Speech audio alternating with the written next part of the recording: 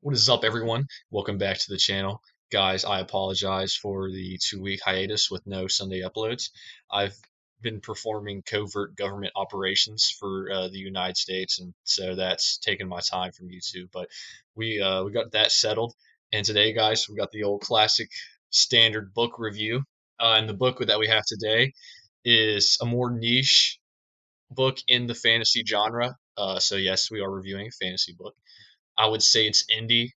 I would say, not many of you have probably been exposed to this book or this author, but I think there is something really special here. And so we are doing a book review of The Hobbit by J.R.R. Tolkien. This review will probably be more short and sweet compared to the other ones. I mean, we're reviewing The Hobbit, so there's plenty of material out there discussing, why The Hobbit's great, and I would agree with those. It is really good. One thing I would like to note was I had read through the Lord of the Rings trilogy, and it was about a year or two before I considered picking up The Hobbit. And when I did, I got a couple chapters in. I actually dropped the book, so I set it aside and put it off for a later date to read it. I don't know if this is partly because of the Tolkien. Maybe I had too much Tolkien oversaturation, maybe. So I needed a break from the world of Middle Earth and explore some other works and then come back to it. And I think partly it's because The Hobbit has a different feel to it, a different sort of maybe mood or tone, to use a proper literary device. The Hobbit feels more fairy tale esque than Lord of the Rings does. I would say Lord of the Rings is more gritty and has some more, you know, darker, more like I would say it's just more adult, I guess, is what I'm trying to say there. While The Hobbit does feel very much like something you would, read to a kid, like a bedtime story. And I guess when I first started picking up The Hobbit and trying to get into it, that kind of threw me off because I was expecting a tone similar to The Lord of the Rings. And it's not that. But I think when I came to it with the right mindset, knowing that this is like a fairy tale Tolkien story, uh, I actually find myself really enjoying it. Of course, in The Hobbit, we have the classic hero's journey. We have old Bilbo Baggins, all 4 feet of him in his hairy toes, in the Shire, which is a very relaxed sort of culture, right? They like to eat multiple breakfasts. They like to sit on their porch and, blow smoke rings and whatnot, hang out, have a good time, just chill. And so we get this character from their small town world, and we're taking him on a journey, through Middle Earth, and then he's going to come back again.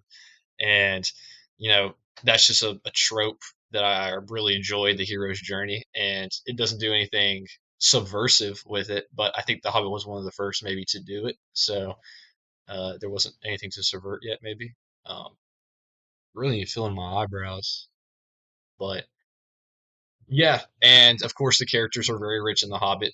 This is like we get classic Gandalf, and he's very sassy with the group. But I mean, who wouldn't be sassy with a bunch of just 4 foot tall little goblins? They love to feast. We actually do run into actual goblins too on the journey, and disgruntled elves and well, pretentious elves. Let's be honest. But so overall, it's a great journey that we get to go on with Bilbo. The style is it's still very pretty in the Tolkien style. Maybe the vocabulary is more simplistic, um, but still the writing it flows perfectly. It sounds so very natural. It's really he has the storyteller's charm.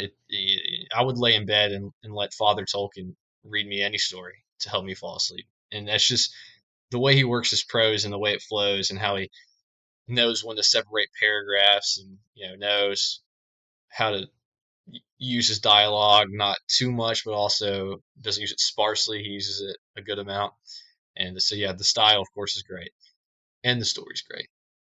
If I haven't mentioned that already, I had heard discussion in the Tolkien sphere of people saying how he's anti-industrialization. Uh, and when I read The Lord of the Rings, I was very early into my reading career, so my like deeper analysis skills were pretty subpar at best. So that was something I didn't really see in Lord of the Rings, and I'm almost certain it's probably there now looking back. But like I said, I was kind of dumb, so I didn't see that. Um, but the Hobbit, there is one section where you do kind of get to see that in the form of when Bilbo and the dwarves are captured by the goblins in this mountain, and Tolkien talks about how the goblins are really good at making like disgusting feats of machinery, right? So they have these machines that help them, output. I'm trying to think of the word. Basically, they're using machines that like harvest the earth and to produce material at a higher rate, and they're very good at making like weapons that are uh disgusting to look at, like they're curved or pointy or whatever. That has nothing really to do with the industrial themes, but you sort of get to see Tolkien's perspective on that kind of thing by how he describes the goblin's ability to sort of, you know, create at the detriment of the natural surroundings around them, and how Tolkien feels about that, which you get the idea by the verbiage that he uses that he's not a big fan of it, and that was really nice to see, I guess, reading through this. And I'd like to do a reread of the Lord of the Rings and see where I could pick up on it there. But that was also a nice little thing picked up on my reading of The Hobbit. Overall, guys, there's really nothing I can say that I didn't like about The Hobbit. I try to break these videos into two halves, where I talk about what worked really well for me and what I maybe didn't think worked as well or that I wasn't the biggest fan of.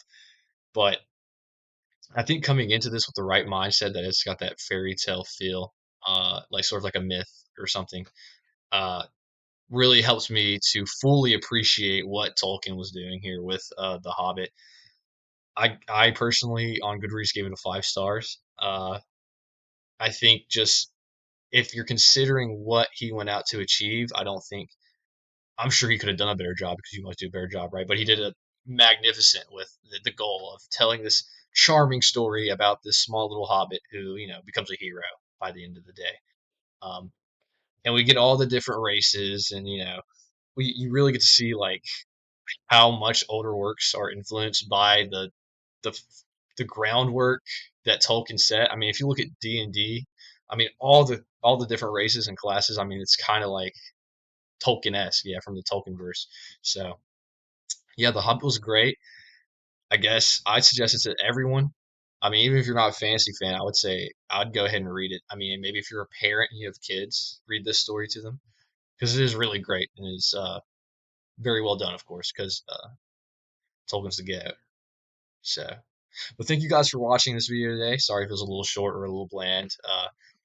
Not too much criticism here on my half for The Hobbit. Where would I rank it in the Lord of the Rings books that I've read so far?